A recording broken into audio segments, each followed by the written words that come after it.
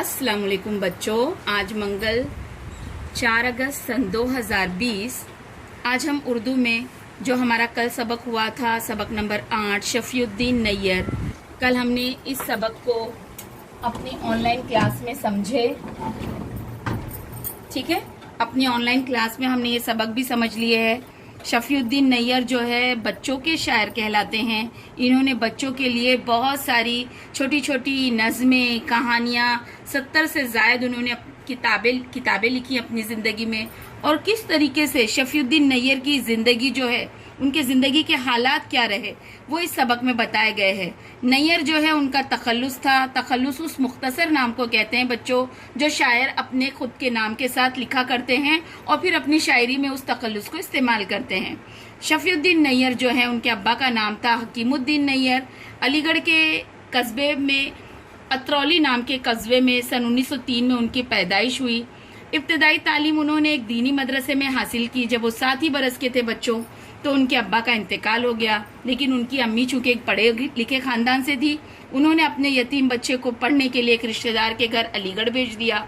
वहाँ घर का माहौल बहुत अच्छा था। अलीगढ़ में रहकर नैयर साहब ने तालीम तो हासिल की, लेकिन साथ ही उनके अंदर शायरी का भी शौक पैदा हुआ। कुछ दिनों के बाद वो अपनी अम्मी की इजाज़त लेकर पढ़ने के लिए दिल्ली चले गए। लेकिन उस वक्त उनकी हालात ज़िंदगी बहुत ख़राब थी। जब वो दिल्ली पहुंचे तो उनके पास सिर्फ 5 पैसे और एक जोड़ा कपड़ा था। दिल्ली पहुंचकर उन्होंने सख्त मेहनत मजदूरी की, अखबार बेचे, उन्होंने किताबत सीखी। एक दिन जामा मस्जिद के इमाम साहब ने उनसे पूछा, क्या तुम पढ़ना चाहते हो? तो शफीउद्दीन नैयर के तो मन की मुराद पूरी हुई। उनको इमाम साहब ने दिल्ली के एक अच्छे स्कूल में दाखिल करवाया। इस यतीम बच्चे ने, जिनका नाम शफीउद्दीन नैयर था, उन्होंने बड़ी मेहनत और लगन से हर जमात में अव्वल दर्जे से कामयाब होते हुए उन्होंने अपनी जिंदगी की पढ़ाई जो है मुकम्मल की।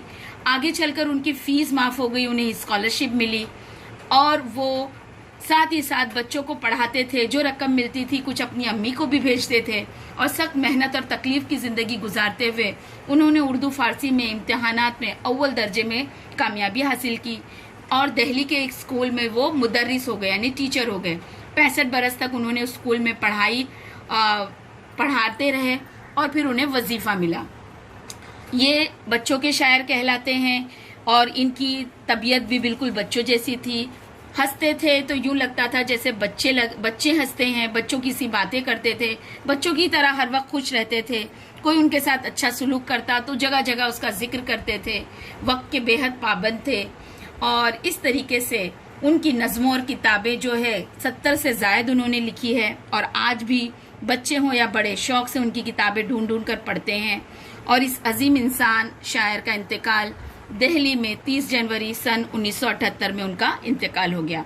तो कल हमने ये सबक समझे। आज हम इस सबक के मुश्किल अल्फाज देख रहे हैं और आज आपको इस सबक के मुश्किल अल्फाज भी लिखने हैं। चलिए पढ़ते हैं। अल्लामा इकबाल, नज़में, स्कूल, कहानियाँ, शायर, जिंदगी, तखल्लुस, मुख्तसर, अलीगढ़, तालीम, दीनी मदरसे, इंतकाल, उमंग, शायरी, इजाज़त, दिल्ली, किताबत, जामा मस्जिद, दाखिल, जमातो, माफ, स्कॉलरशिप, तकलीफ, इम्तिहानात, भूत प्रेत, तरबियत, आदतों, सुलूक, सदारत, जलसेगाह, मेज़बानों, इत्मीनान, सांस, ढूंढ, हालात, मालूम, मासूम, इंतज़ार, मोहम्मद हकीमुद्दीन, कामयाब, वजीफ़ा, नज़मों। आज ऑनलाइन क्लास ज़रूर अटेंड कीजिए। टीचर बहुत ही इंटरेस्टिंग आपको मुश्किल अल्फाज अच्छे तरीके से और इंटरेस्टिंग वे में पढ़ाने वाले हैं बेटा। बड़ी मेहनत की हूँ मैंने उसके ऊपर। तो आज ज़्यादा से ज़्यादा बच्चे जो है अपनी ऑनलाइन क्लास अटेंड करने की कोशिश करेंगे।